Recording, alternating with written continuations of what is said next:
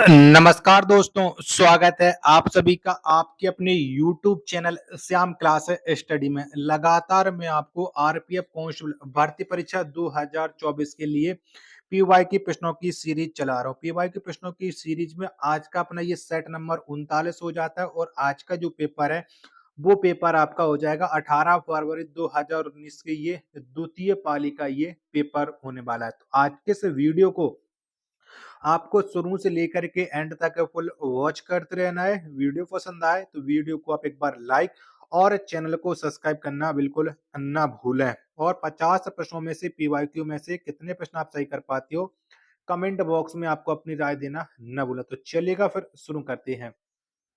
तो पहला प्रश्न आ जाता है कि मानव शरीर पीएच मान की किस श्रेणी के अंतर्गत कार्य करता है। तो बताओ कौन सी श्रेणी के अंतर्गत ये कार्य करता है। तो ये करता है 7 से 7 8 तक, यानी एक का दूसरा ऑप्शन करेक्ट आंसर हो जाएगा।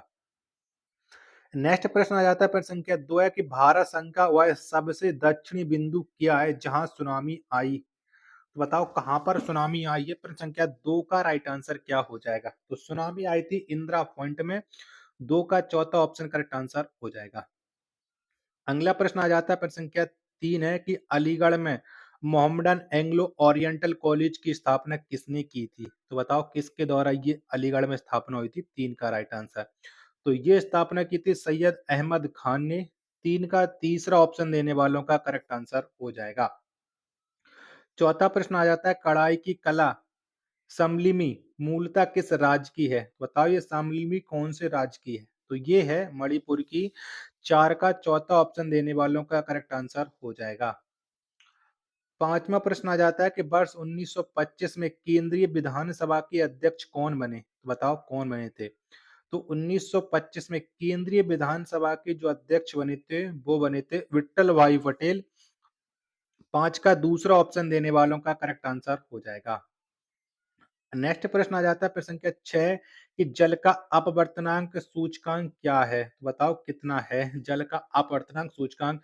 छठवें प्रश्न का राइट आंसर क्या हो जाएगा। तो ये होता है 1.33। 6 का दूसरा ऑप्शन देने वालों का राइट आंसर हो जाएगा। सातवां प्रश्न आ जाता है कि थॉमस कप और उबेर कप निम्न में से किस खेल से संबंधित है। तो बताओ इन दोनों कप का संबंध किससे है। तो थॉमस कप और उबेर कप का जो संबंध है वो बैडमिंटन से है। 7 का चौथा ऑप्शन राइट आंसर हो जाएगा। अगला आठवां प्रश्न आ जाता है आपके सामने कोई उम्मीदवार पूर्ण बहुमत नहीं मिलने पर भी किस विधि द्वारा जीत हासिल कर सकता है। तो कौन सी विधि से हासिल कर सकता है ये 8 का आंसर आपको बताना। 2 ऑप्शन ये रहे और 8 के 2 ऑप्शन में आपको और दिखा देता हूं। तो 2 ऑप्शन और देख लीजिएगा। तो कोई उम्मीदवार पूर्ण बहुमत न मिलने से भी विजय हासिल कर सकता, सर्वाधिक मत प्राप्त व्यक्ति की विजय। चौथा ऑप्शन करेक्ट आंसर हो जाएगा प्रश्न संख्या 8 का। नौवां प्रश्न आ जाता है कि जब कर्क रेखा पर लंबवत ऊपर होता है तो वह स्थिति क्या कहलाती है। तो बताओ वो कौन सी स्थिति होती है। तो ये होती है ग्रीष्म संक्रांति। 9 का तीसरा ऑप्शन राइट आंसर हो जाएगा। 10वां प्रश्न आ जाता है गिरफ्तार व्यक्ति को निकटतम जज के सामने पुलिस द्वारा पेश किए जाने के लिए न्यूनतम अवधि क्या है। बताओ कितने घंटों के भीतर है पुलिस पेश करती है निकटतम जज के सामने। 10 का आंसर क्या हो जाएगा। तो 24 घंटे के अंतर पहला ऑप्शन करेक्ट आंसर हो जाएगा। 11वां प्रश्न आ जाता है आपके सामने कि जीन अभिव्यक्ति का वह पहला चरण क्या है जिसमें एंजाइम आरएनए पॉलीमरेज द्वारा डीएनए के एक किसी विशेष खंड की आरएनए में प्रतिलिपि होती है। तो बताओ इसका राइट आंसर क्या हो जाएगा। पहला वो चरण कौन सा है। 11 के मैं आपको ऑप्शन दिखा देता हूं। तो ये पहला चरण है प्रतिलेखन। चौथा ऑप्शन करेक्ट आंसर हो जाएगा। 12वें नंबर का प्रश्न आ जाता है कि भारतीय संविधान के किस भाग को संविधान का पहचान पत्र कहा जाता है। तो बताओ कौन से भाग को कहते हैं हम संविधान का पहचान पत्र। प्रश्न संख्या 12 का आंसर क्या हो जाएगा फटाफट से आपको बताना है। तो 12 का जितने लोग बता रहे हैं प्रस्तावना। चौथा ऑप्शन राइट आंसर हो जाएगा। 13वें नंबर का प्रश्न आ जाता है कि प्रस्तावना से प्रारंभ होने वाला विश्व का पहला संविधान कौन सा है। तो बताओ कौन से देश का वो संविधान है जो प्रस्तावना से शुरू हुआ है। तो ये हुआ है अमेरिकी संविधान। 13 का दूसरा ऑप्शन करेक्ट आंसर हो जाएगा। 14वें नंबर का प्रश्न आ जाता है, संयुक्त अप्रत्यक्ष कर की नई व्यवस्था जीएसटी भारत सरकार द्वारा कब लागू की गई? तो बताओ जीएसटी को कब लागू किया गया है, ये आपको बताना है। चलिएगा ऑप्शन में आपको दिखा देता हूँ। बताओ, चारों ऑप्शन आपकी स्क्रीन पर सो रहे हैं। तो जीएसटी है, ये भारत में लागू हुई थी 2017 में और 1 जुलाई को। तीसरा ऑप्शन राइट आंसर हो जाएगा। 15वें नंबर का प्रश्न आ जाता है कि भारतीय राष्ट्रीय कांग्रेस का लखनऊ अधिवेशन कब हुआ, जिसमें नरम दल और गरम दल के भारतीय राष्ट्रीय कांग्रेस में संगठित हो गए। तो बताओ ये लखनऊ अधिवेशन कब हुआ था? तो ये हुआ था 1916 में। चौथा ऑप्शन राइट आंसर हो जाएगा। 16वें नंबर का प्रश्न आ जाता है कि नीति आयोग के संबंध में संक्षिप्त अक्षर नीति का पूर्ण रूप क्या है, यानी नीति का फुल फॉर्म आपको बताना है। तो इसका फुल फॉर्म हो जाता है national institution for transforming India. 16 का पहला ऑप्शन राइट आंसर हो जाएगा।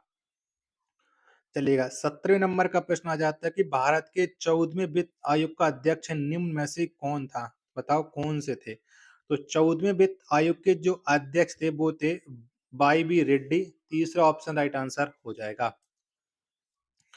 अगला प्रश्न प्रश्न संख्या 18 है कि भारतीय संविधान के वृहद आकार में निम्न में से किसका योगदान नहीं है? तो बताओ इनमें से किसका योगदान नहीं है?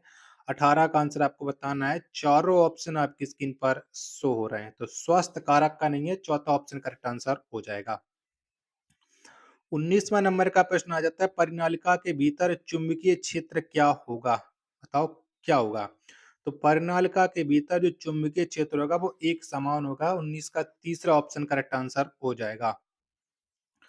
प्रश्न संख्या 20 आ जाता है कि निम्न में से कौन सी स्पर्धा स्प्रिंटिंग के अंतर्गत आती है? तो बताओ स्प्रिंटिंग के अंदर कौन सी स्पर्धा आती है?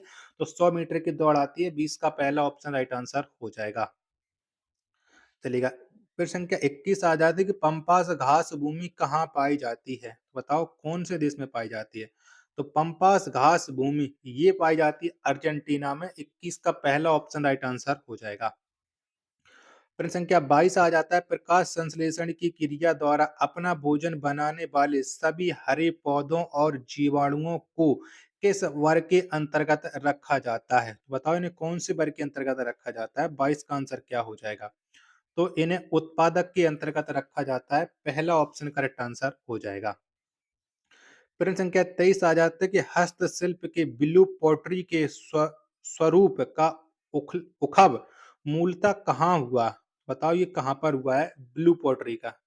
तो इसका जो हुआ है वो जयपुर में हुआ है। 23 का चौथा ऑप्शन राइट आंसर हो जाएगा। 25वां प्रश्न आ जाता है कि इस पर हिमनद निम्न में से कौन सी पर्वत श्रेणी में स्थित है? तो बताइए कौन सी पर्वत श्रेणी में स्थित है? तो ये काराकोरम पर्वत श्रेणी में स्थित है। 24 का तीसरा ऑप्शन करेक्ट आंसर हो जाएगा। 25वां प्रश्न आ जाता है कि शरीर के बाहर वातावरण से ऑक्सीजन ग्रहण करने की प्रक्रिया क्या कहलाती है? तो बताओ ये प्रक्रिया क्या कहलाती है? तो ये कहलाती है श्वसन। 25 का तीसरा ऑप्शन राइट आंसर हो जाएगा। 26वां प्रश्न आ जाता है कि भारतीय संविधान सभा को हिंदू संस्था किसने कहा था? तो बताओ हिंदू संस्था किसने कहा था? 26 का आंसर। चारों ऑप्शन आपकी स्क्रीन पर सो रहा है। तो ये कहा था लॉर्ड विस्काउंट साइमन ने।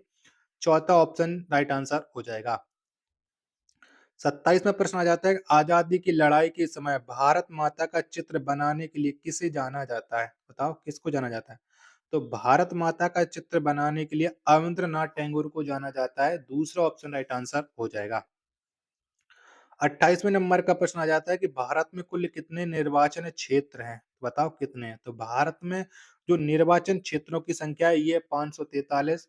28 का पहला ऑप्शन करेक्ट आंसर हो जाएगा। अगर आपको ये वीडियो पसंद आ रही होगी तो प्लीज वीडियो को लाइक और चैनल को सब्सक्राइब करना बिल्कुल ना भूलें।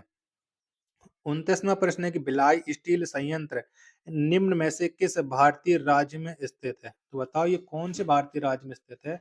प्रश्न संख्या 29 का राइट आंसर है। तो भिलाई स्टील संयंत्र ये छत्तीसगढ़ में है। 29 का चौथा ऑप्शन राइट आंसर हो जाएगा। प्रश्न संख्या 30 है, निम्न में से कौन सा खेल शीतकालीन ओलंपिक का भाग है? बताओ कौन सा है? तो शीतकालीन ओलंपिक का जो भाग है ये क्रॉस कंट्री स्कीइंग। तीसरा ऑप्शन करेक्ट आंसर हो जाएगा। 31वें नंबर का प्रश्न आ जाता है कि भारत ने वर्ष 2011 के क्रिकेट विश्व कप के पुरुष वर्ग में किस देश को फाइनल में हराया था? बताओ कौन से देश को हराया था भारत ने? तो भारत ने श्रीलंका को हराया था। 31 का चौथा ऑप्शन राइट आंसर हो जाएगा। 32वें नंबर का प्रश्न आ जाता है कबड्डी के खेल से संबंधित निम्न में से किस क्रिया को खेल के नियम का उल्लंघन माना जाता है? तो बताओ कौन से को माना जाता है? 32 का आंसर क्या हो जाएगा? चारों ऑप्शन आपकी स्क्रीन पर शो रहा है, तो ये बोनस लाइन को माना जाता है। दूसरा ऑप्शन करेक्ट आंसर हो जाएगा। वीडियो पसंद आ रही होगी तो प्लीज वीडियो को लाइक और चैनल को सब्सक्राइब करना बिल्कुल ना भूलें। 33वें नंबर का प्रश्न है कृषि जनगणना 2010-11 के अनुसार भारत में औसत भू-जोत का आकार कितना है? तो बताओ कितना है? तो भू-जोत का जो आकार है वो है 1.15 हेक्टेयर।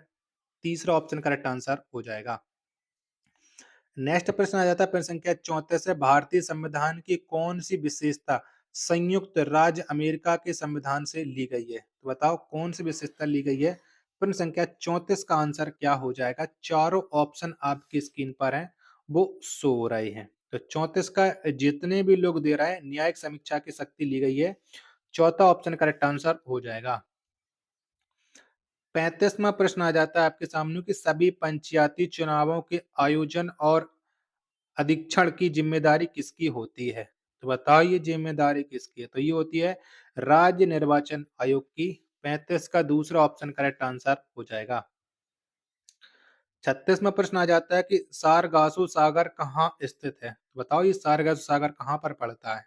तो ये स्थित है अटलांटिक महासागर में। 36 का चौथा ऑप्शन करेक्ट आंसर हो जाएगा। फटाफट से आप इस वीडियो को अपने दोस्तों के पास शेयर जरूर कर दीजिएगा। बहुत मेहनत करके आपके लिए वीडियो बनाता हूँ।